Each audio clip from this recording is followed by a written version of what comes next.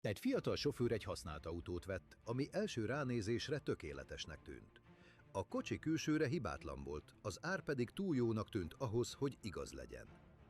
Az első napokban minden rendben ment, de aztán elkezdett furcsa hangokat hallani a motortérből, a műszerfal pedig váratlanul villogni kezdett. Ahelyett, hogy rögtön szervizbe vitte volna, a sofőr próbálta magától javítani, de a probléma csak súlyosbodott. Végül kiderült, hogy az autó futásteljesítménye manipulált volt, és a motor belsejében komoly sérülések voltak, amiket az előző tulaj eltitkolt. Ez a történet tökéletes példa arra, hogy mindig ellenőrizd a papírokat, a szerviztörténetet, és ha lehet, vigyél magaddal szakértőt, mielőtt nagyobb összeget költesz. Ne hagyd, hogy a látszat megtévesszen, mert a kár néha sokkal nagyobb, mint amire számítanál.